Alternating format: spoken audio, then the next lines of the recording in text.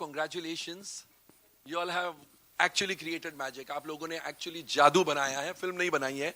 सनी जी, आपसे मैं जानना चाहूंगा, जब फर्स्ट टाइम अनिल शर्मा मेरे ख्याल से आपके घर आए थे, आपको एक स्टोरी की 2 लाइन सुनाने, शक्तिमान जी ने अनिल को सुनाई बात, एंड अनिल ने आपके पास आकर आपको ये कहा. Exactly at that moment when you heard, 2 मिनटों में आपका फर्स्ट रिएक्शन क्या था? देखिए, मैं शुरू से बहुत घबरा रहा था गदर 2 के लिए, बिकॉज वो ऐसी पिक्चर है हमारी गदर के, उसको मैं नहीं चाह रहा था कि कहीं उसका स्वाद खराब हो जाए.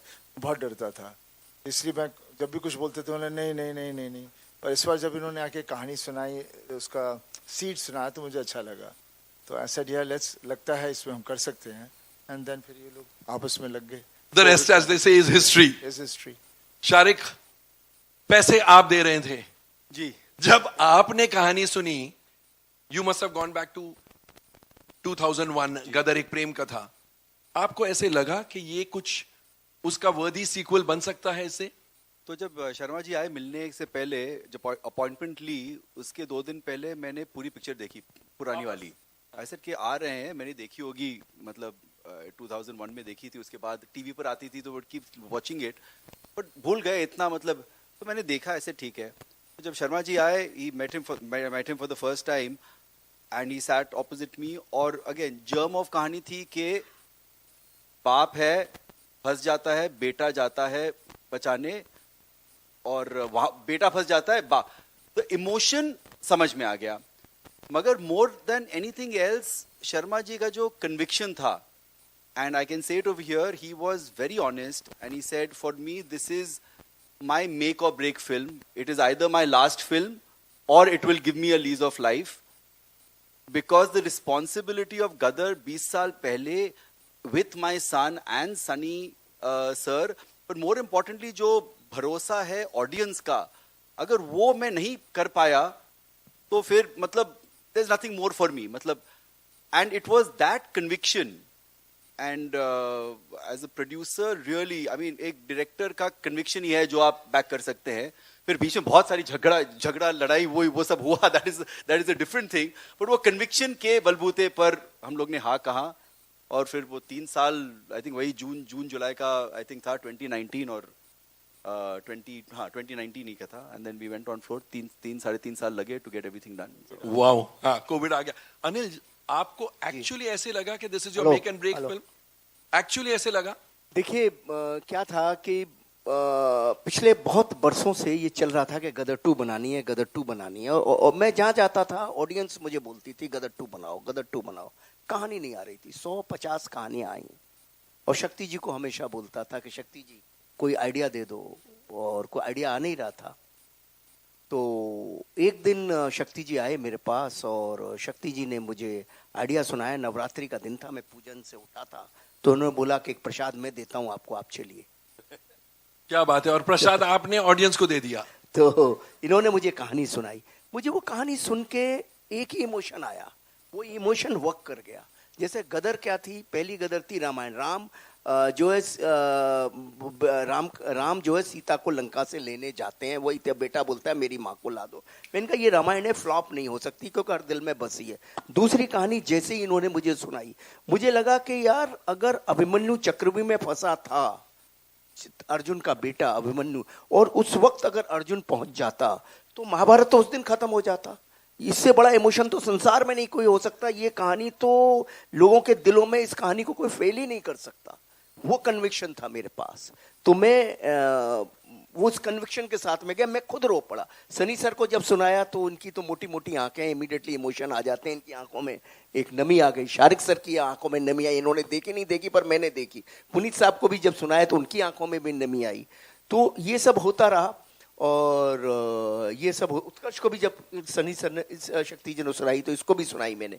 तो जब ये सब चलता रहा तो मुझे था कन्विक्शन, और मुझे ये मालूम था कि मैं ऑडियंस के इमोशन से खेल रहा हूँ. क्योंकि गदर, सनी सर भी बोलते थे कि भाई गदर नाम को हमें यूज नहीं करना है, हमें फिल्म बनानी है जो ऑडियंस के इमोशन पे खरी निकले. और ऑडियंस के इमोशन पे खेलने का मतलब है क्राइम से भी बड़ा क्राइम कर रहे हैं आप. इससे गलत काम कुछ नहीं कर सकते. यही हमने पढ़ा है, यही हमने सीखा है, यही हमारे माता पिता ने हमें सिखाया है। तो ऑडियंस के इमोशन से हम कैसे खेलते हैं? सिर्फ अपने स्वार्थ के लिए, अपने पैसे के लिए एक गदर दे दें और उसके बाद उनको लगे कि ये तो ऐसे ही है, कोई चीज़ बना दिया इन्होंने, हमको बेवकूफ़ बना दिया। तो वो एक दिमाग में बहुत 10 दफ़े 15 दफ़े सोचा। और सनी सर ने परसों हमारे ऑफिस आए थे तो कमाल की बात कही, शायद वही बात वर्क कर गई। इनसे सुनी मैंने परसों, लेकिन वो बात इन्होंने इतनी कमाल की कही कि जो आपका इंस्टिंक्ट होता है ना, पहले क्षण में जो डिसीजन होता है वो एकदम राइट होता है। वो क्योंकि इन्होंने मुझे एक एग्जाम्पल दिया, आग लगी है तो आग लगी है तो आपका हाथ जाता है, तुरंत वापस आ जाता है। उस वक्त आपका माइंड कहता है कि हाथ को वापस लो। तो जब कोई कहानी सुनते हो तो उस वक्त आपका माइंड भी तो कुछ बोलता होगा, वो गलत क्यों है, ये गलत क्यों नहीं है। क्या बात। तो ये सनी सर ने कहा, तो मेरे तो चक्षु खोल दिया उस दिन उन्होंने ये कह के कि मैंने कहा फर्स्ट टाइम जो आप सुनते हो, जो आप देखते हो, वही राइट है, संसार में कुछ राइट नहीं है। तो वही जो शक्ति जी ने कहानी सुनाई, तो उसी कन्विक्शन के साथ मैं इनके पास गया और मैंने इनसे कहा कि स्टूडियो थे, इनको कन्विंस भी करना था और मैं जेन्युइनली इनको बोला कि मेरी लाइफ का या तो इधर है या इधर है, ये जीवन का मेरा इस तरफ है या इस तरफ है। मैं ऑडियंस को धोखा नहीं दे सकता, either my story is going to over और ये मेरी लास्ट ट्राई है, अगर कुछ करूंगा। वैसी हमारी इंडस्ट्री बोलती है कि अमेरिका में तो डायरेक्टर जितनी उम्र होती चली जाती स्पीलबर्ग की या किसी की भी, तो वो और बेटर होता चला जाता है। और क्योंकि वक्त के साथ आपका अनुभव बढ़ता ही है, आपको दुनिया ज्यादा समझ आती है। हमारी इंडस्ट्री में क्या है कि कुछ पता नहीं क्यों है, क्या है हमको नहीं समझ आता।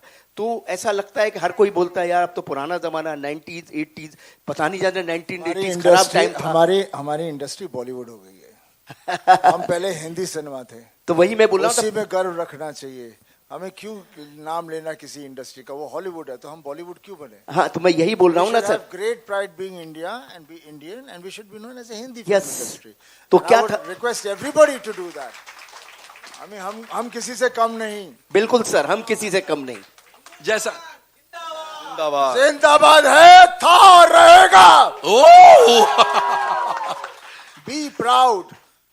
कभी शर्माओ मत के तुम कौन हो, तुम ही तुम हो और कोई नहीं है। वेरी गुड, वाह वाह वाह वाह। जैसे आज कोई जर्नलिस्ट मुझे बोल रहा था, यार at this age Sunny Deol is pulling the audiences, he is the Tom Cruise of India. I said तूने न्यूज नहीं सुनी, अमेरिकन टेलीविजन पर आ रहा है, किसी ने बोला Tom cruise is the Sunny Deol of Hollywood. Sunny, क्या ज्यादा मुश्किल था? आप बहुत शाय किस्म के इंसान हैं, इस फिल्म में आपने फ्रंट फुट पर प्रमोशन किया है। ज्यादा मुश्किल क्या था 3 चीजों में से? उस कैरेक्टर में ढलना फॉर गदर 2, शूटिंग या प्रमोटिंग द फिल्म? देखिए, इस बार मैं सब में ढल गया था। क्योंकि क्या है, मैंने बहुत लंबी जर्नी देखी है अपनी लाइफ की और पापा तो कब से, और हमारा पूरा परिवार ही वैसा है। और वही हमारी एक जो हमारे परिवार की चीज़ है, आई थिंक पूरा देश हमें जानता है और वी आर कनेक्टेड। उनको पता है हम कैसे हैं। पापा ने जो सिनेमा किया, आज तक किसी ने वैसा सिनेमा नहीं किया। एक एक्टर है जिसने हर जॉनर की फिल्म बनाई और वो सुपर हिट रही है। बिल्कुल। हाँ, आज का एक्टर कोई ऐसे बताएगा कि मैंने कॉमेडी की, ड्रामा किया, एक्शन किया, सत्यकाम, सब हर तरह की, चुपके इमोशनल रोल्स और सब फिल्में हिट रही हैं। आज के जमाने में एक एक्टर ऐसा नहीं है, और पिछले जमाने में नहीं था, सिर्फ पापा थे, लेकिन उन्होंने कभी बोला नहीं। सही। जनता देख रही थी, जनता जानती थी, इंडस्ट्री नहीं बोल सकती थी, बिकॉज वो बहुत ही बड़ा आदमी था, वैसा बनना मुश्किल था। तो ऐसे आदमी के बारे में ना बढ़ाई की जाए इंडस्ट्री, तो उसे शांत रखती है। और हम भोले वाले आदमी हैं, हमें क्या लेन देना कौन क्या बोलता है, हम तो जनता के साथ जुड़े हुए हैं। और आज भी जो हो रहा है वो जनता को चाहिए था। तो जनता ने तारा सिंह को अपने दिलों में, सकीना को अपने दिलों में, ये परिवार को अपने अंदर बना के रखा हुआ है, बिकॉज वो चाहते हैं हम भी इसी तरह का परिवार हों। और वो परिवार की जो ताकत है उसका प्यार है। और जब मुश्किल आ जाती है तारा के ऊपर, तो तारा खड़ा हो जाता है, फिर उसके साथ कौन जुड़ता है? रब उसके अंदर आ जाता है। तब बिल्कुल मुश्किल के वक्त हर फैमिली में रब आ ही जाता है, और वही ताकत होती है जिसको मिरेकल कहते हैं। And that's a reality, and that's what लोग जुड़ रहे हैं, एंजॉय कर रहे हैं, because they can see that character, they can see all that thing happening over there, and they are loving it. And मैं promise to all my fans, ऐसी ही फिल्में मैं बनाऊंगा, ऐसी ही अच्छी फिल्में बनाऊंगा। क्योंकि जब भी हम कहते हैं ना, ये क्या बोलते हैं, masses, what do you mean masses? Public is public. Public means हम सब पब्लिक हैं. आप क्या मास बोल के उसको नीचे करो, आप खुद कोई बड़े हो? आपको सालों को अकल नहीं है जो अपने आप को अलग करता है. उसको समझ ही नहीं है हिंदुस्तान क्या है. हिंदुस्तान समझो, अपने मुल्क को समझो, अपने घर को समझो. और ये जो बाकी चीजों को हम लोग ले लेके चलते रहते हैं, उसकी नकल कर दी, इसकी नकल कर ली. अपने आप को उभारो. कला वो होती है. हमारे यहाँ कला थी, हमारे यहाँ इतनी सारी कला थी. पूरा देश में जितनी कला थी, पूरी दुनिया हमारी कला चोरी करके ले गई है और कहां से कहां पहुंच गई है. हमें पता ही नहीं हमारी कला कहां थी. हमारी कला है वहां, उनको मत देखो. वो तो आगे जा रहे हैं बिकॉज वो उसको फाइन ट्यून कर रहे हैं. हम उनकी नकल करते हैं. हम अपने आप से कोई नई चीज बनाए. मुझे कभी कोई कहता है यार ये सीन है उस पिक्चर का, ऐसे करें. मतलब क्या सोच नहीं सकते कोई और नया scene? I never like to do any scene which is I've seen anywhere done. And I said that's the way it should be. जिंदगी में कितने किस्से हैं, कितने हादसे हैं. आपको क्यों एक ही चीज के पीछे पड़ना है? And मुझे आजकल क्यों ऐसे मैं बोल रहा हूँ, क्योंकि मैंने पॉडकास्ट देख रहा था, सुन रहा था, और मुझे लग रहा है जो नई जनरेशन आ रही है अब, I somehow feel I'm connecting with them because वो चाह रहे हैं कि अपना देश ढूंढना चाह रहे हैं. Yes. वो देश ढूंढना चाह रहे हैं क्योंकि स्कूल में भी हमारे देश के बारे में कुछ पढ़ाया नहीं जाता. वो हमारा कल्चर ढूंढना चाहते हैं, वो हमारी हिस्ट्री सब कुछ ढूंढना चाह रहे हैं. And they are going out and doing it. तो मुझे बहुत भरोसा है कि फिर से we will have that kind of a talent which was there, which is not existing much now. मैं किसी की मैं वो नहीं बुराई नहीं कर रहा. They are doing, everybody is talented, but वो बात होनी चाहिए जहां पर कुछ किया, खुश हुए, आगे चले. ये नहीं कि अभी मैं ये हो गया तो अभी मैं वो करूंगा, ऐसे करूंगा. वो कुछ नहीं होता. एंड मैं बहुत ज्यादा बोल गया. Love you. ये बच्चा छोटा सा था, बड़ा हो गया. अब सनी देओल के साथ कंधे से कंधे मिला के काम किया, कैसा लगा? उस टाइम तो वो कोयले डाल रहे थे तुम. जी, तो सनी सर के साथ क्या होता है ना कि आपका सीना भी ज्यादा चौड़ा हो जाता है. तो उनके साथ काम करना एक एक्टर का ड्रीम होता है, क्योंकि हाँ वो बहुत बड़े एक्शन स्टार हैं, मैं तो बचपन से देखता आ रहा हूँ, बट उनके जो इमोशनल सीन्स हैं, जो उनका प्रेपरेशन है, जो जिस तरीके से वो जब उनके हाथ में स्क्रिप्ट आती है तो जिस तरीके से वो अपनी चीजें प्लान करते हैं, उनके बारे में कोई बात नहीं करता ना. वो खुद बात करते हैं उसके बारे में. वो तो कुछ बात नहीं करते हैं. He only lets us work, talk for it. तो मैं एक किस्सा शेयर करूंगा. वो जो एक सीन है जहाँ पे ये थप्पड़ मारते हैं मुझे, तो वो सीन का प्लानिंग हो रही थी, कहाँ पे लेंगे, घर के बाहर लेंगे, घर के रूम के अंदर लेंगे. तो मैं देख रहा था दूर से सनी सर को, एंड लंच ब्रेक था, बट सनी सर वहाँ पे थे.